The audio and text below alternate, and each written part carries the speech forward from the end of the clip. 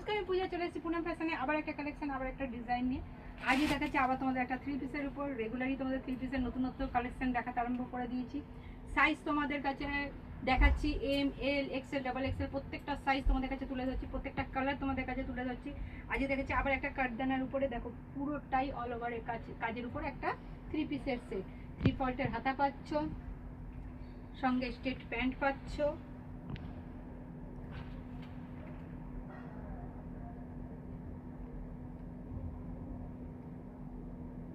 পাচ্ছ 2.5 মিটারের এমনি একটা বেনারসির দোপাট্টা।